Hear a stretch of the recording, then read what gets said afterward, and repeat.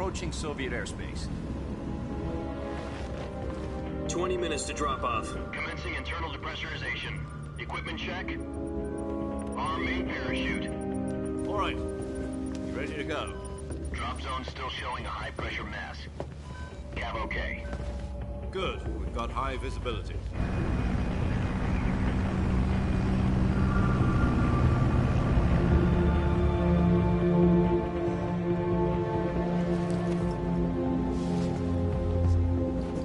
Put out that cigar.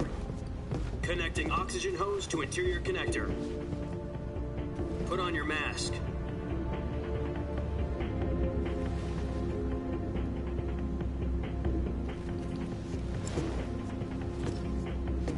Does this...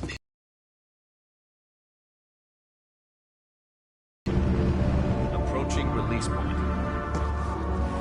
10 minutes to drop off. Hey, are you deaf? He said put out the cigar and put on your mask.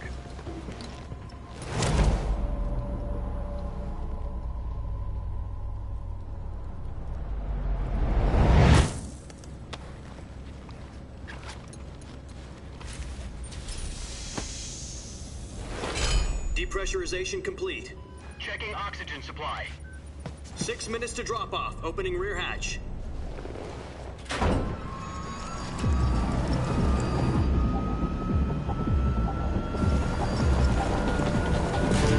Sunrise.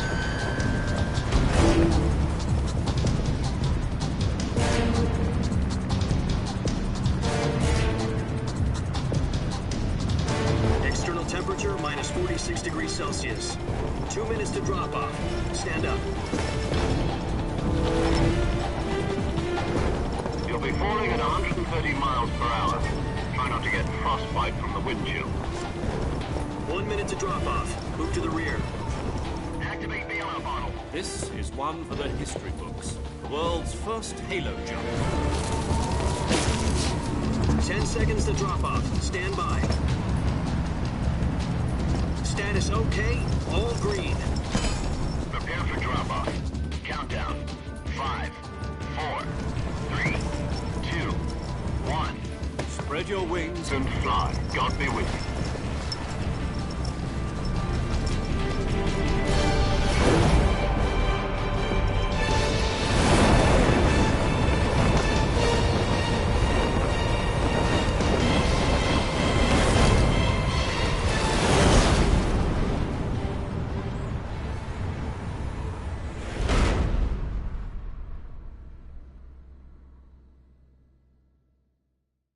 Jack, I've got some important news. The head of the CIA has finally given us the green light for the Virtuous mission. Virtual mission? No, the Virtuous mission. The future of our Fox unit depends on it. If it succeeds, we'll be officially organized into a unit. Virtuous mission? Sounds like some kind of initiation ritual. You know, don't get cocky. This isn't a training op. Right. So what exactly is this wonderful mission? Well, about 2 years ago, a certain Soviet scientist requested asylum in the West through one of our moles. His name is Nikolai Stepanovich Sokolov. He's head of the OKB-754 Design Bureau, one of the Soviets' top-secret weapon research facilities, and the East's foremost expert on weapons development. Sokolov? Isn't he that famous rocket scientist? The very same. On April the 12th, 1961, the Soviets achieved the first manned spaceflight in history. The Earth was blue, but there was no God. Well spoken. The rocket that carried Yuri Gagarin to orbit was the A-1, known as the Vostok rocket. Sokolov is said to be the man most responsible for the multi-engine cluster used in that rocket. After Gagarin's flight, Sokolov left rocket development to become the head of the newly established Design Bureau. From a lowly technician to head of a design bureau, that's quite a success story, so why do you want to defect? It seems he'd become afraid of his own creations. Afraid?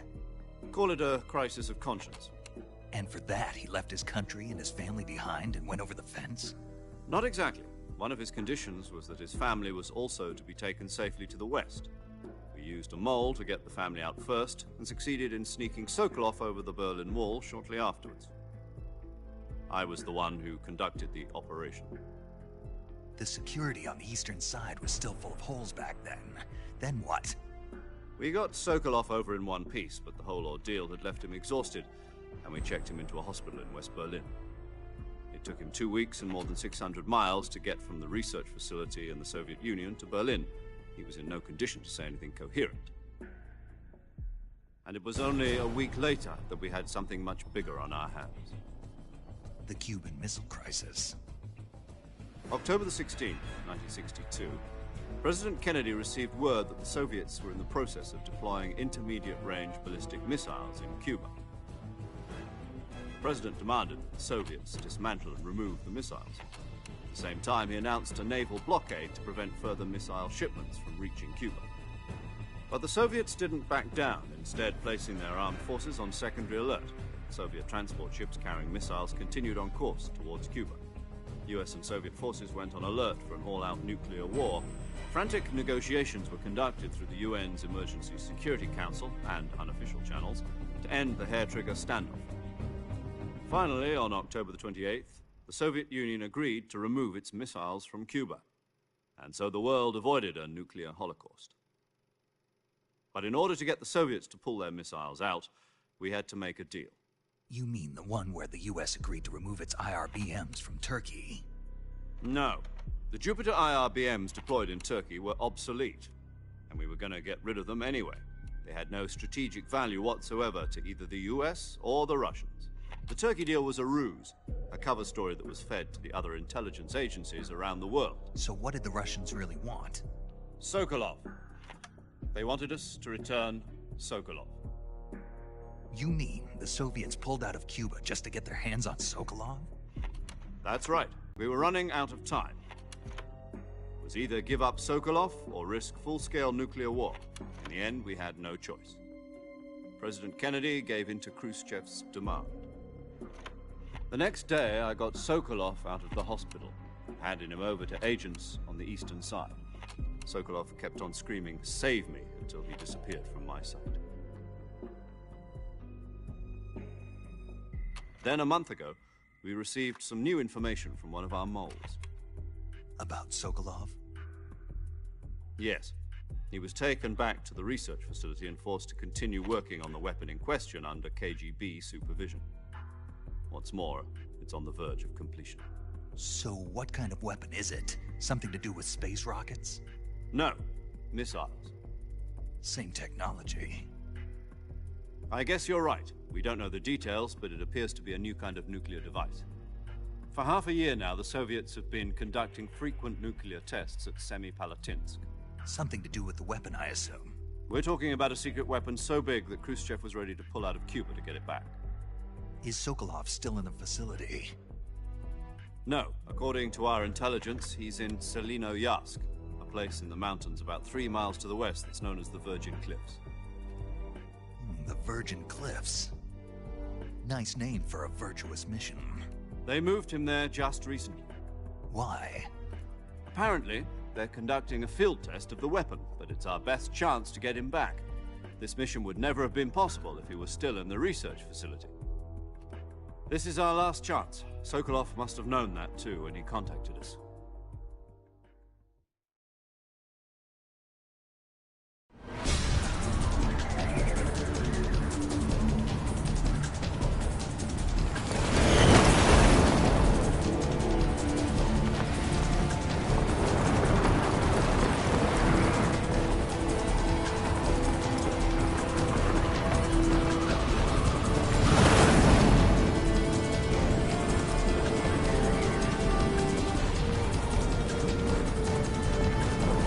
Listen up, Jack. Your mission is to infiltrate Selinoyarsk in the Soviet mountains, ensure the safety of Sokolov, and bring him back to the west.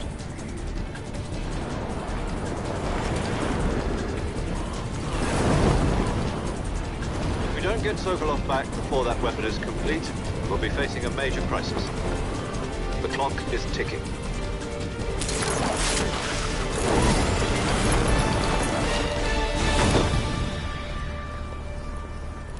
Once we've confirmed the rescue, Sokolov, stand by at the recovery point. A recovery balloon will be dropped at that point.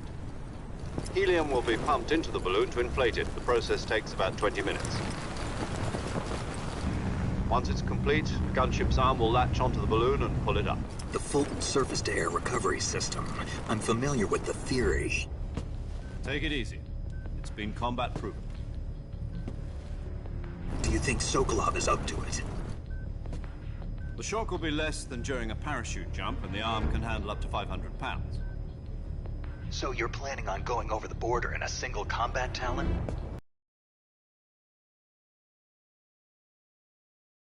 Cannons, as well as two 40mm machine guns. Sounds like she could hold her own against a battalion of tanks. Even with the fuel in the reserve tank, we're facing a 4-hour time limit. If all goes well, it shouldn't take more than a few hours. Home in time for dinner. But if anything goes wrong, you'll be eating dinner, breakfast, and all the rest of your meals in the jungle.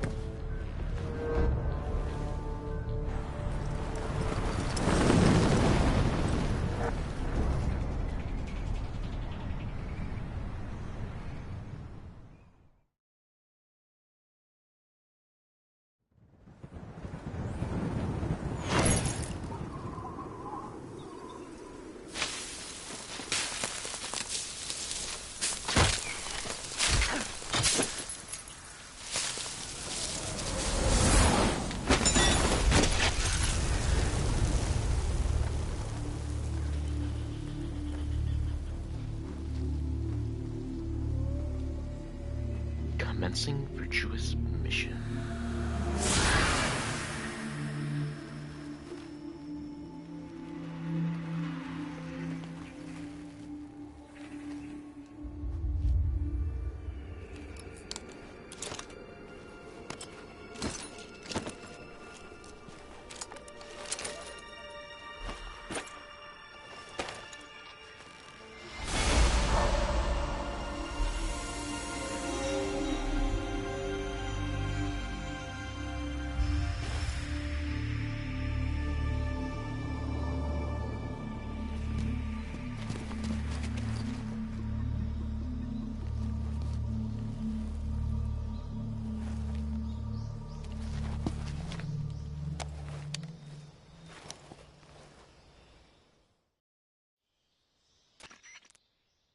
Do you copy?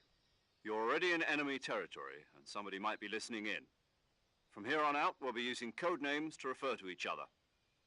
Your code name for this mission will be Naked Snake. I'll be referring to you as Snake from now on. You're not to mention your real name. Snake? Oh, you don't like snakes? What do you mean? Well, you've eaten one before, haven't you? In survival training. I'm glad to hear that. I don't know if I'd ever order one in a restaurant, but... Be careful, you might not have a choice. What about you, Major?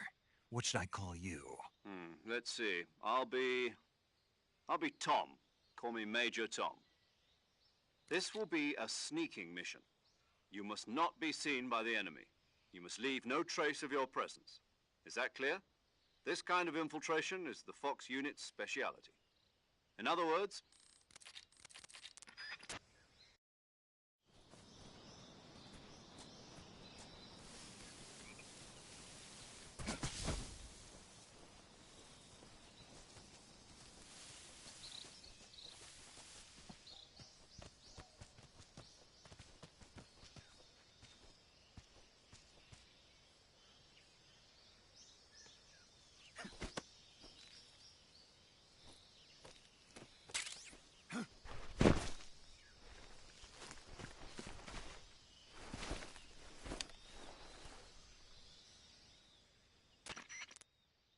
I see you've retrieved your backpacks. This is all just filler for how to play the game, so we're just gonna skip this.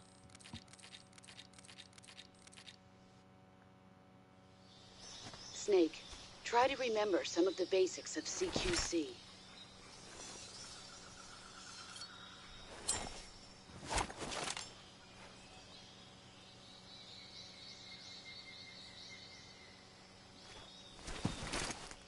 Commencing virtuous mission now.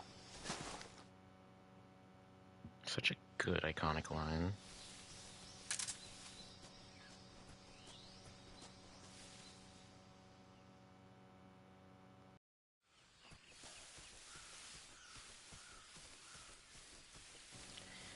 The texture for this stuff is just out of this world. It's so crazy to see like how different this looks from the original game.